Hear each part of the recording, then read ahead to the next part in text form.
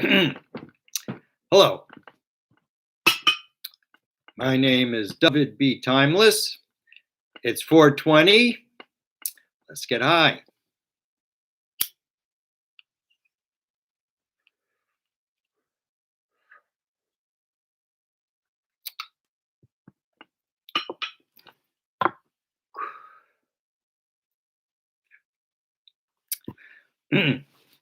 All right.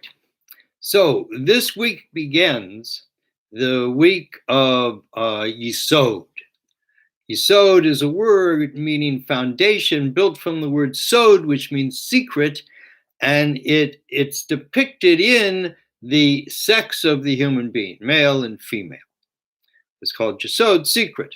That's kind of the secret, when people are caught naked, that's what they're going to try to cover up, their secret. And it's interesting, only the human being is naked. You find no naked animals.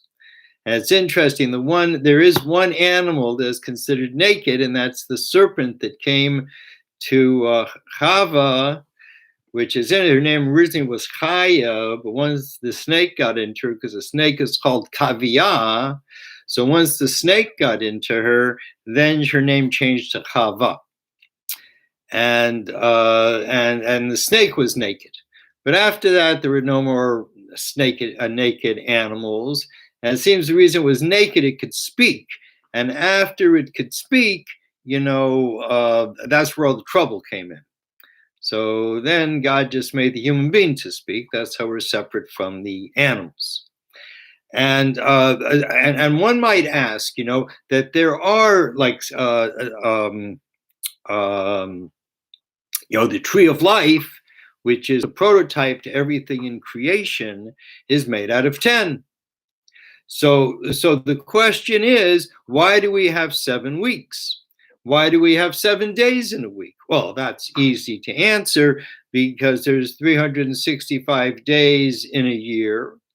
And when you divide 7 into that, it's almost exact, comes out to 52.1428, which I find interesting because a 1-4, is 14, which in Hebrew is Yod. And it's also gematria Dovid. Yod means the arm. And then twice that, 28, is Koach. And this is what's left over in the year. That's the simplest way to divide the year, is by 7.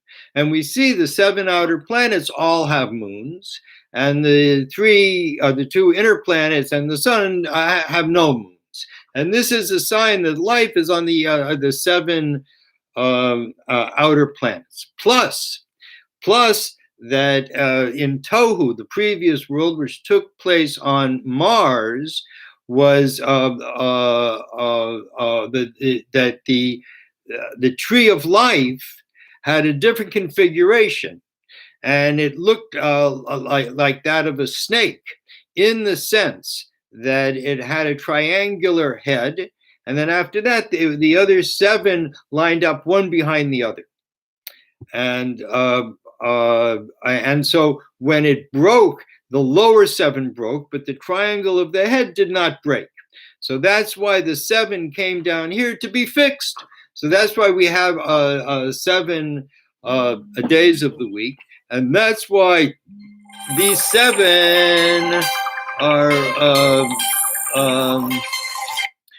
that these 7 are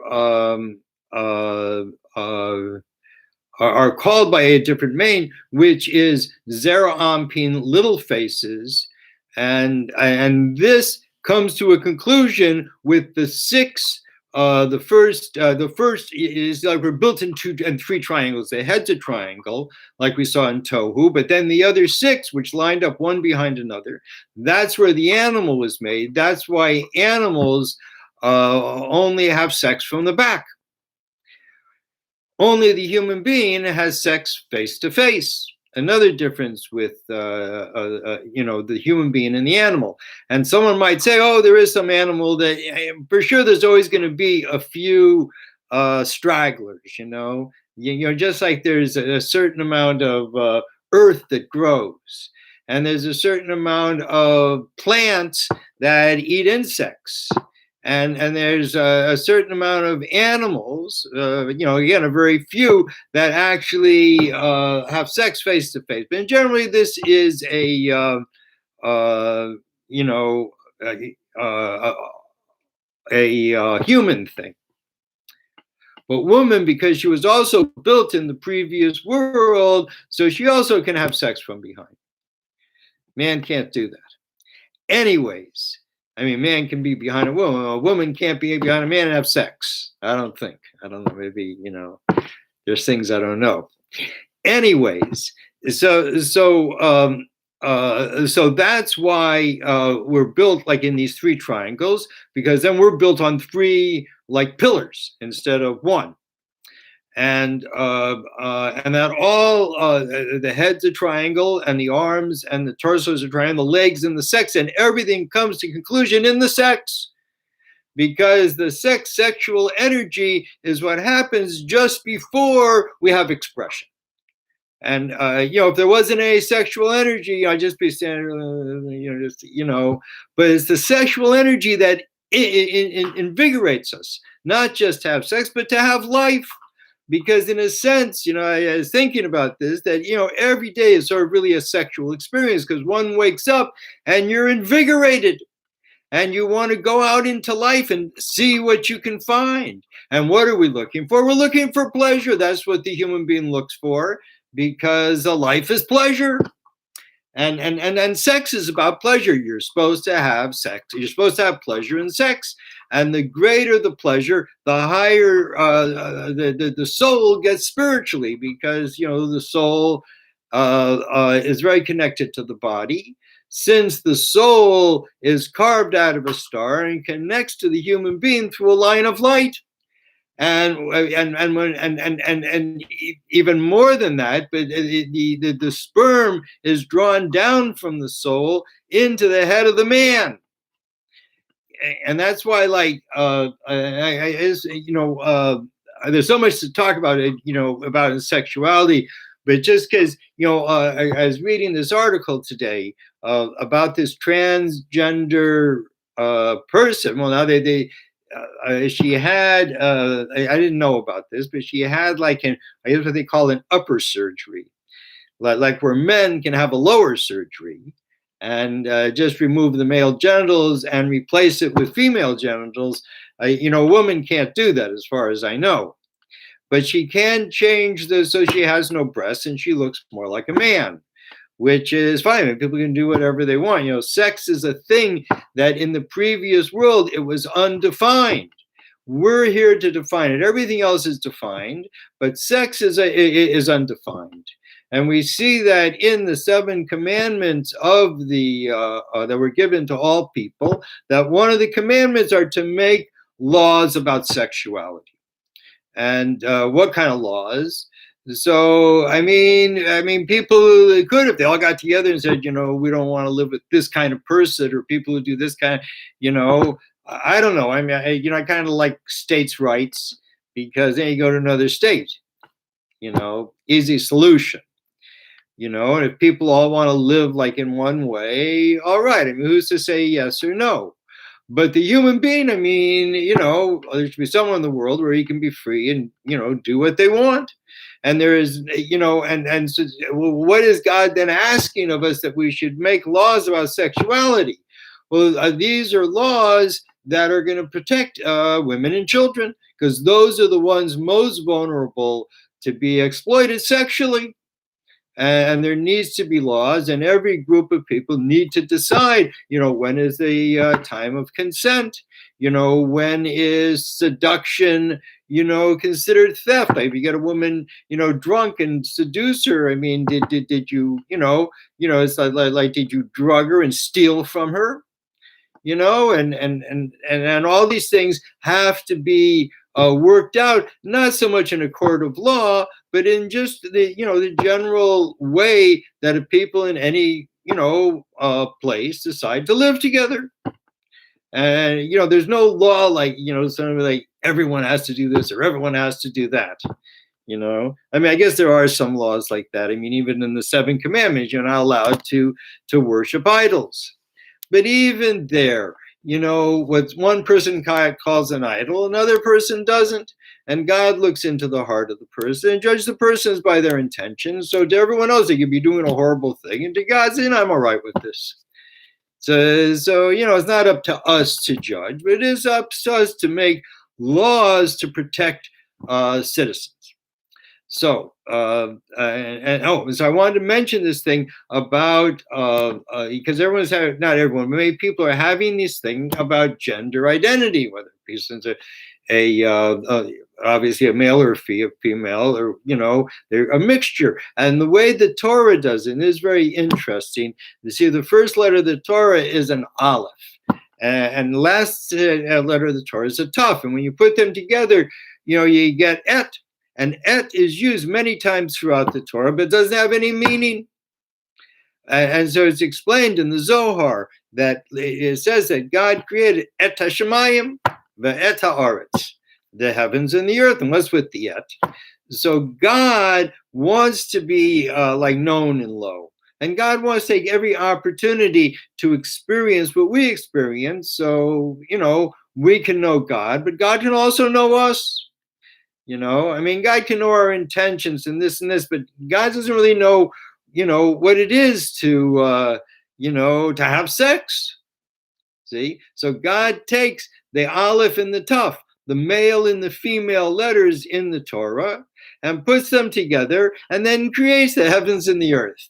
That's a really beautiful, cool explanation. And because no one's there to explain what does that mean. We understand it includes something, but we didn't, in the Zohar, that's the beauty of the Zohar. It comes and it puts things together, and all of a sudden we understand everything. So the question is, where did sex come from? Seems like a funny question. But we live in duality. Everything is duality. Everything can be divided one by another. And I just wanted to go back and talk about the aleph and the taf, that in between there, because they line up, like a gene with 11 on each side. See, 22 all in all. And then they have these connections to one another. And these are all the different ways that internally we connect sexually. And why we feel, part male and part female, and what is predominant in us, and what do we. And if a person wants to experience, if a girl wants to experience being a boy, or a woman wants to experience being a man, and they want to have a surgery and take their breasts away, and I guess put nipples, male nipples, so they'll feel more like a man, and that's their complete right to do that, to experience that, just as people, dress in different ways. Giuliani, he was famous, he was mayor of New York for dressing as a woman. Everyone took it as a joke. Guy's a creep, man. Anyways, but everyone has these questions about sexuality, because sexuality is an undefined thing. We are defining it, and every individual has their unique understanding of what it means to be sexual. No one can say this is what sexuality is. To one person it's this, to another person, to one person sexuality is passion, and to another person it's not. It's a much more, maybe emotional thing. And so it's important to look at where this originated from. And it originated from the first motion of creation, which God explains in the Talmud that God said to two lines of light, go out and create. One went out and one went in. There means two, go create. One went in, one went out. So a person might think, well, okay, which is male, which is female? That's the original duality. One went out and one went in. So one would think that going out was male and going in is female, because that's how the genitals of male are out and females are in. But it's the opposite. Why is it the opposite? Because God is so smart, and God took the essence of that light, and the essence of the light of man was to go in. So God sent it out. And the essence of a woman was to go out. So man sent her in. So God sent her in. That way, each one sees their own essence in the other person, and that's really the attraction of male and female. And again, because you have male and female in each person, so sometimes you can meet another person of the same gender who you really connect with, male and female, and suddenly you're a couple. And that's also all right, unless you're Jewish. You know, the Semitic people, because we have these prophetic books that we need to care for and we need to share in the world, that certain things were prohibited from us. You know, one of the things we certainly share in common, you know, is the prohibition against pig, or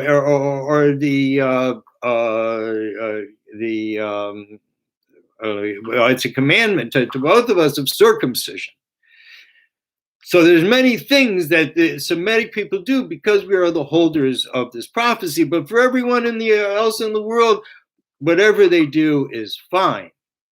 And there's another thing that is very important to point out, that sex, see, in the beginning of creation, there was creation which came from the black hole. And the black hole is engraved from the inside with God's desire to be known and low, and that's what gave form and reason to all parts of creation, which are tethered to our world because we are low. We are the lowest people in the world, and we're the lowest generation on the lowest place in the world, and this is physicality. And the last step was Mars. That was the previous world, and the first world in our solar system. But the world, our world, is not lower than that, and that is considered woman. Mars is that, even though it's a male kind of thing, but in creation, all of creation is considered a woman because God is the creator, and Mars is like the lowest. That is woman, and then the Earth is also woman. Two different kinds of woman: a red woman and a blue woman. But the blue woman is different from the red woman because the red woman came as a result from all the stars, and the whole thing resulted in the red woman, and that's why life was there. But it didn't work. It broke and fell down to this world. So that is called world of tohu and of chaos. And this is the world of tikkun, of fixing. We're supposed to fix what broke. And the reason why it broke, see, is because there wasn't any penis. In the previous world, well, there was, sexuality, but there was no penis. There was no way to use sexuality. So a woman wanted to have sex. So God created man by taking a pebble from beneath the throne called the Kisi HaKavod, the throne of glory. And this little pebble is our earth. And because because of its place beneath the throne of the Creator, not part of this, attenuation of light and matter that finally came down and made our, solar system and all. But this is a special thing, and that's why there is life everywhere on the earth. You go to the lowest place, the highest place, there's life everywhere. And yes, and so between them, the man was made, and sex has to do with the penis. Without a penis, it's not sex. So when men called women lesbians, that's an improper declination of what women do. Women are loving each other. This is not sex, and it's not considered in the Torah sex. And the only, so in Torah, the law is Jewish men cannot be with other men, but women can, not a problem. And, but by the Quran, they're not as strict. They kind of look down on homosexuality, but they're not that strict. And in the rest of the world, there's no restriction whatsoever. There's certainly no restriction on women. And there's really no restriction on men unless you are Jewish or Muslim. Okay, so one cannot speak about sexuality without speaking about the big dicks in our world, which are the two richest men, Jeff Bezos and Elon Musk, who are now in a race to see who can ejaculate on the moon first. And they both got their rockets, man, and they're ready. They're working hard, ready to like blow them up and blow up the atmosphere and race to the moon. And who really gives a fuck? What is it really? How? I mean, since the space program started, I'm like, what are we doing this for? All right, I can understand satellites and stuff like that, or put up their space station, whatever, because halfway to the moon is considered the Earth. But to go, to the moon, and why are they doing this? They're doing this out of excess. They have too much money. They don't know what to do with it. They're not smart enough to help the world out. They want to rather destroy the world so they can have this pleasure. And everyone can watch them. Like, who really cares, man? And they're destroying the atmosphere. As I was looking, before I was going to do this program, I just wanted to look up, how much destruction rockets do to the atmosphere. We're working on getting, the human being should, work on electricity instead of fossil fuels, but we're sending up all these fucking rockets. And how much, what's one rocket compared to all the, how many car emissions is one rocket? And I was very surprised to find out they have never studied this. They are just beginning to study it now. Even though they know now space is so polluted with metal, and that metal, little by little, is falling into the atmosphere, where it burns up, and there's a word for it. I forget what it is, or a term for it, and it's called smoke.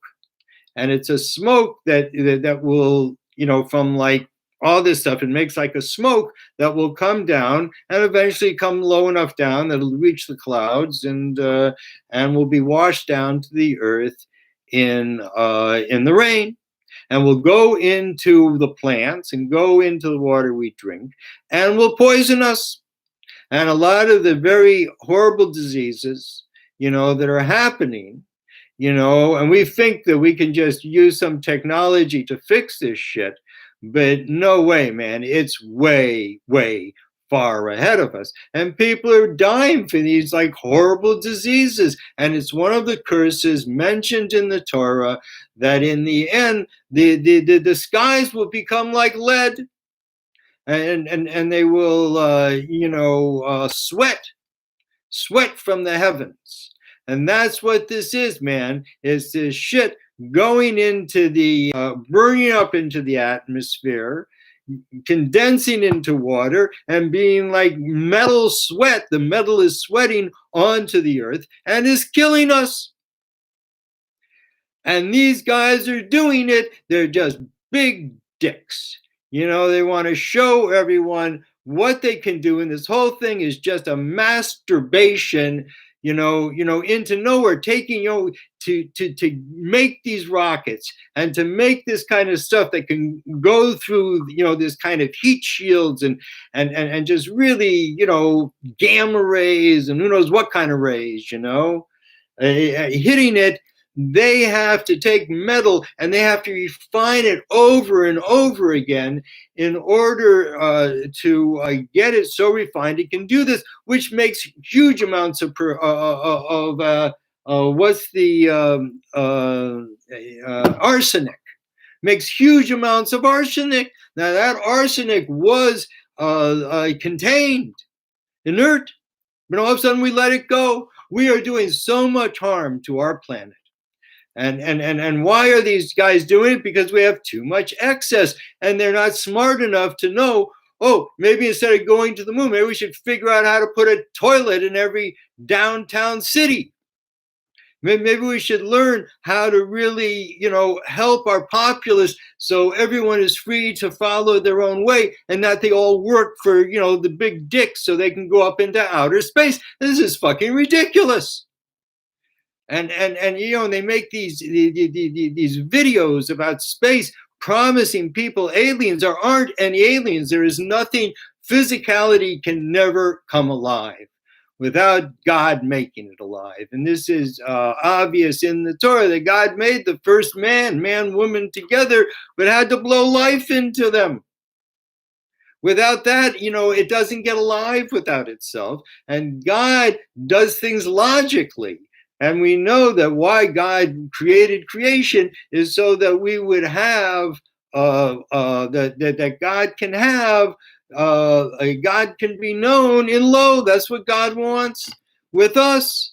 So we all think, oh, the big guys, the big dicks, those are the ones that everyone should be looking at. And, but God ain't looking. God's disgusted with that. Man, I gave you this beautiful world, and look what you're doing to it. You're destroying it. You don't care. You want to go up into outer space, you're going to find somewhere else. Right, you're going to find somewhere else. I mean, this is ridiculous. And they've just, like everything else, they've drugged people, into thinking this crap is true. And they do just what religion does, but they just lie. They lie and they lie. They say the same thing over and over again and they teach it in the schools until people believe it. Shit like the Big Bang Theory. There was a Big Bang, and out of that, after eons and eons, life just comes about with a perfect eclipse of the sun by the moon in a solar system which is replicated, the tree of life throughout. I mean, and I just read in the Zohar today where it says God created all of this, not just God could have just created the earth and the solar system, but he created the whole Milky Way. And then we find out there's other galaxies beyond the Milky Way. And then we find out there's quasars, which are like other universes beyond that. And there's black holes leading to places we have no idea where they're going. And why did God do all this? God did it because God wanted the human being to look up and say, wow, God did that. God's great, yeah. And instead we look up and say, well, look what the Big Bang did. And they make all these, they just make business out of everything, whether it's science or, religion is certainly a business, but everything's a business, and the science every year, they're discovering new things. Every year I have to write new books and everyone's making money from this shit, purveying the lie. Everyone's talking about the big lie. You think, the prick down in Mocha Loco, that he's a lie. The bigger lie, is about the whole universe. It's about where creation comes from. And as long as they can convince the human being that was just some mistake of nature, then they can control the human being. So that's it for today. So let me say, and I feel free to send me any questions about sexuality. I'll just talk about it all week because it's such an important thing and it's a good time to do it. And please go to my website, dovidhouse.com. There you can purchase my book. What's my book called? My book is called Sex, a Metaphor to History, Trump 777 and the 1,000 Years of Woman. Or you could also take a course in tarot, which is backwards of Torah, and in that you can learn about the tree of life. And also, please subscribe to my station. That helps things, and I'm really appreciative that people are listening to me, and I hope that that you're getting what you want, man. And if you have a question, dial me in. I'll be happy to try to answer it. And what else? I don't know what else. I'm trying to get to 30 minutes. I got 25 seconds left, 30 seconds, and I have nothing to say. So let me say this, that the learning of the Zohar is an opening into heaven, and all people are blessed. through the Zohar. It's really it's this vehicle of light that's opened in our time, open to open everyone's eyes. So be blessed with these bits from the Zohar and from the Torah, and stay happy, stay high, because it's better than being low. All right, bye-bye.